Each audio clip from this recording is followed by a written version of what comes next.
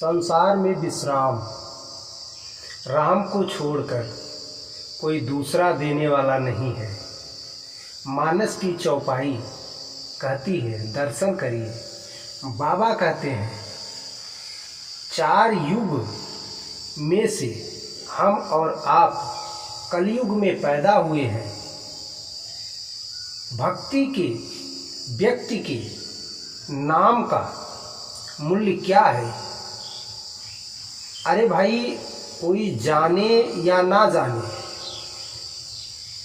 नाम तो सिर्फ काम चलाने के लिए लिया जाता है। अगर कोई नाम किसी व्यक्ति का ना हो तो ये हो वो हो, ये सब बुलाने से काम नहीं चलेगा।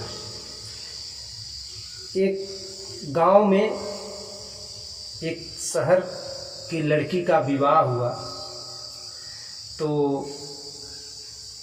शहर की पढ़ी लिखी लड़की वो गांव के रीति रिवाजों से काफ़ी परे थी। तो 2-4 दिन जब बीता तो उसकी सास ने कहा कि दूध जमा हुआ है तो उसे मथ दें। और जब वह लड़की दही मथने गई तो दही मथने के बाद उसमें से मक्खन निकला। तो वो आई अपने सास से कहने लगी कि माताजी दही में मक्खन आ गया है तो चल के निकाल लीजिए। तो सास को तो बड़ा गुस्सा लगा। उसने बहुत डांटा फटकारा कि ऐसा नहीं बोलते हैं। तो बहू को तो समझ में नहीं आया कि सास ने ऐसा क्यों किया। फिर दूसरे दिन बहू ने जब मक्खन को मथा तो फिर गई सास के पास, बोली सास माताजी दही में मक्खन आ गया है, चल के निकाल लीजिए। तो सास उस दिन भी काफ़ी गुस्से में उसे डांट फटकार लगाई और बताई कि ऐसा नहीं बोलते हैं क्योंकि यह तुम्हारे ससुर जी का नाम है। तो बहू ने कहा अच्छा ठीक है। फिर तीसरे दिन जब बहू ने दही को मथा और मक्खन जब ऊपर आया तो बहू ने सास से जाकर कहा माताजी मटके में ससुर जी आ गए हैं, चल के उन्हें निकाल लीजिए। तो वैसे ही जीवन में नाम जो होता है मनुष्य का सिर्फ काम चलाने के लिए है। दर्शन करिए, इससे आसानी होगी कि व्यक्ति का नाम कैसा। एक व्यक्ति का नाम था ठनठन गोपाल और उसकी पत्नी आई तो लोग उसे कहते थे ये देखो ठनठन गोपाल की पत्नी जा रही है। तो फिर उसने कहा कि तुम अपना नाम बदल लो। ठनठन गोपाल ने कहा कि नहीं, हम अपना नाम क्यों बदलें। उसने कहा कि नहीं, अगर आप अपना नाम नहीं बदलोगे तो मैं आपको छोड़कर चली जाऊंगी। फिर समय 2-4 दिन बीता और पति ने अपना नाम ठनठन गोपाल ने नहीं बदला। फिर पत्नी घर छोड़कर मायके के लिए चल दिया। तो रास्ते में उसे एक लड़की लकड़ी बीनती हुई मिली। जंगल में एक लड़की लकड़ी बीनती हुई मिली। तो उसने पूछा कि बेटी तुम्हारा क्या नाम है? तो उसने कहा कि मेरा नाम लक्ष्मी है। तो उस औरत ने कहा ठीक है। कुछ दूर और आगे बढ़ी तो एक व्यक्ति बैलगाड़ी पे भूसा लेकर जा रहा था।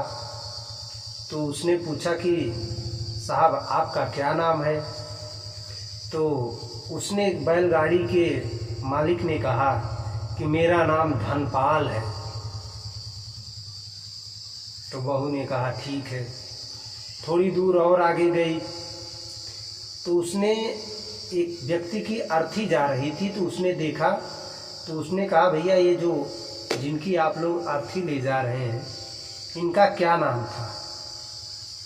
तो सब लोगों ने कहा कि भाई इनका नाम था अमरपाल। वहीं से वो लड़की रिटर्न आ गई। और जब घर पे आई तो ठन ठन गोपाल ने कहा कि अरे क्या हुआ, मुझसे तो तू रूठ कर जा रही थी, क्यों चली आई? तो फिर उस औरत ने कहा, लकड़ी बीनत लक्ष्मी को देखा, भूस ढोवत धनपाल, और मरा जात अमर को देखा, भले हैं हमार ठन ठन गोपाल। तो इसीलिए व्यक्ति का नाम राम से बड़ा कोई नाम नहीं है।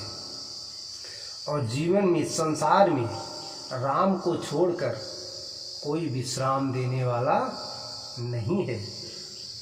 लेकिन बड़ी कठिनाई भक्तों के बीच में भक्ति बढ़े।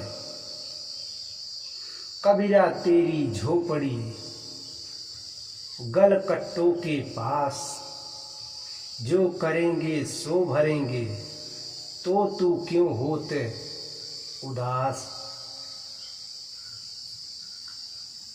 कबीरदास जी जहाँ पे रहते थे वहाँ पे एक छोटा सा आश्रम बनाए थे। आश्रम के पास में ही वहाँ पे एक वेश्या औरत रहती थी। तो जब उसका नाच गाने का समय होता था तो कबीरदास जी अपना भजन भाव चुनरिया भीनी रे भीनी गाते थे। तो इससे लोगों को बड़ी परेशानी होती थी।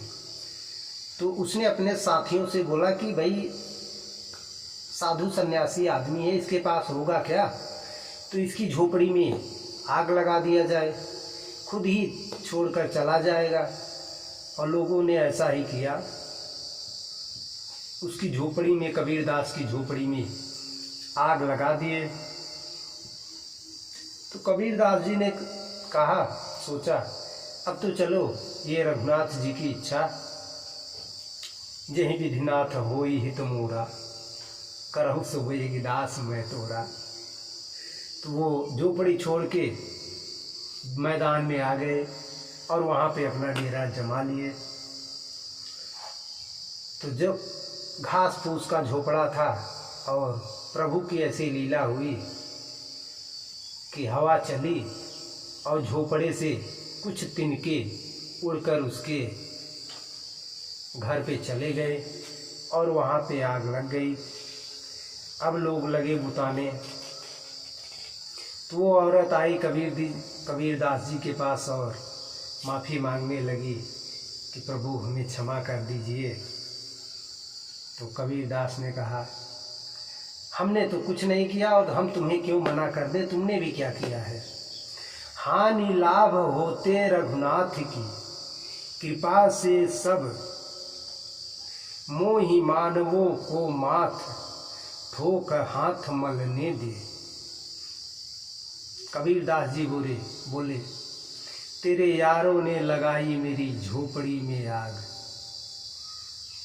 अब मेरे यार के भी अरमान निकलने दे, अब मेरे यार के अरमान निकलने दे।